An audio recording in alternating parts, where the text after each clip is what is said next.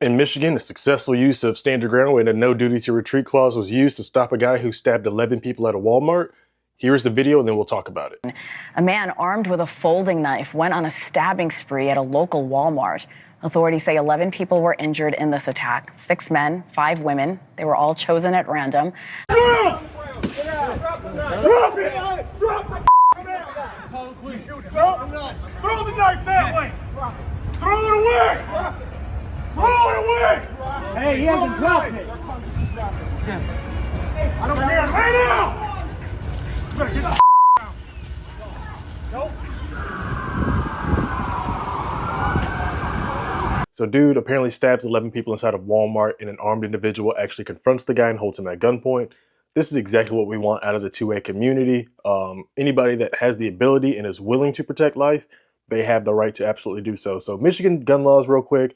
Michigan is a stand your ground state with no duty to retreat and a castle doctrine clause, which simply means as a stand your ground state, if somebody's committing unlawful force or deadly force against you, you do not have a duty to retreat. You can plant your feet on the ground, face that individual until you feel like your life's no longer in danger. You have no obligation to try to get out of there first.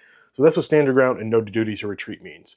At the point you use force or deadly force, that is going to depend on about 3 to 4 criteria. One, do they have the ability to kill a cripple? If they have a gun, bow and arrow, knife, something like that, yes, they have the ability to kill a cripple. Do they have the opportunity to kill a cripple? Inside of 7 yards, 21 feet, yes, they have the opportunity to kill a cripple. And in this situation, the individual had already killed, I won't say killed, he at least crippled and caused great bodily harm to 11 individuals. So yes, 2 criteria have already been met. The 3rd criteria is automatically met because life is in jeopardy considering he stabbed 11 people and he still had the weapon in his hand. So ability, opportunity, life was in jeopardy. And then the bonus criteria, which is intent. His intent was to go to the store and commit great bodily harm. It doesn't really matter what the motive is. The intent was what he actually did. So really appreciate these guys for, using their guns and, stopping this individual.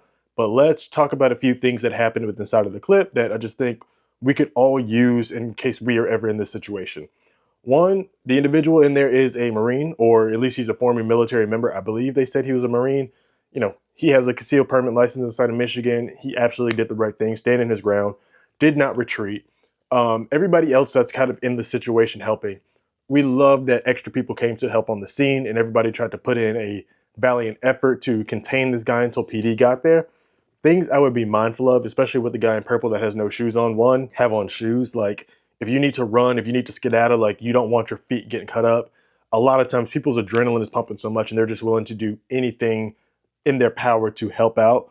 100% back it all day long. Nothing wrong with that. But look out for yourself first. If this dude does start trying to stab all of you because he's just that deranged, you don't want to be tripping over your feet. You don't want to be stepping on glass or anything that's going to hinder you or potentially slow you down to allow him to get up to you. So put on shoes. Be mindful of that. You probably had on sandals, felt better with no shoes.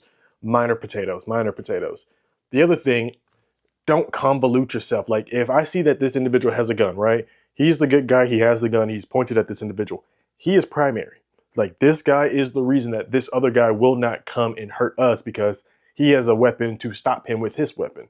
In the video, you can hear them saying, hey, drop the knife, throw it over there. So that confirms that the individual still has a deadly weapon in his hand and he just used it. Don't assume he's not willing to use it on you. And just because you're raising your voice, he's not a child. It doesn't really intimidate. He just stabbed 11 people.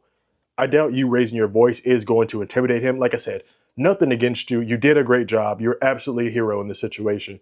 But just things to be mindful of. If you're going to raise your voice and you want to take that command and give the commands, I would probably do it from behind the person that has the gun. I wouldn't get so close to that individual. Like you can see you guys are shoulder to shoulder.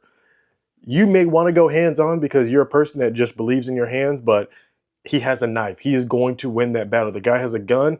Let's follow the lead of the good guy with the gun. Let's follow his lead because he is the one that is actually containing this individual.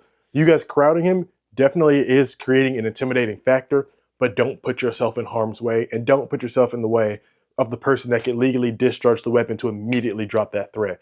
You kind of constantly being that close, you're getting in the way of the shot. You bump his shoulder. If he has to take that shot immediately and you bump him because the guy rushes, he might throw the shot.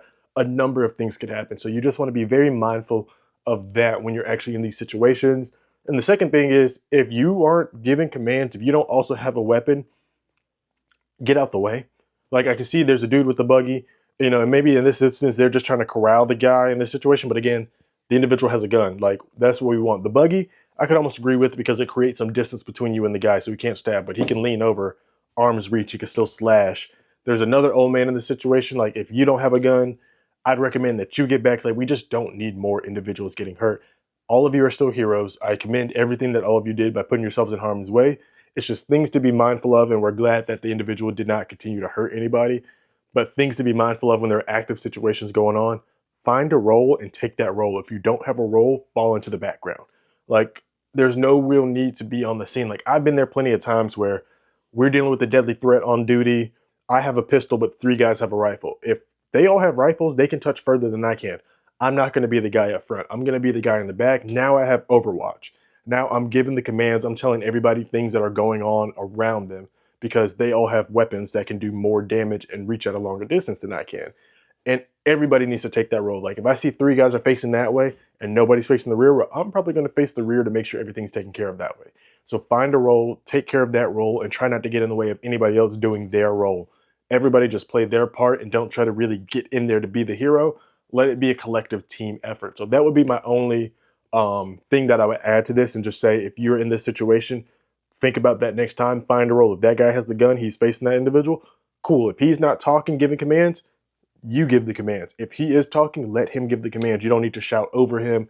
Just let him talk to the individual, because shouting may work, but talking to the guy on a normal level, that may also work. Shouting, like, it works for kids. Cops do it all the time, but sometimes people will be more compliant if you just talk to them in a normal tone in a way that works for them.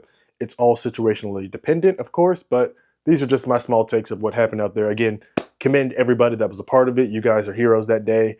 You stopped a guy from committing more mass violence, and that's exactly what we want. So this is a good win for a concealed weapons license holder and people that know the law and practice it when it actually matters to save life. So thank you guys. I'll see you in the next video, and stay on mission. This shit off the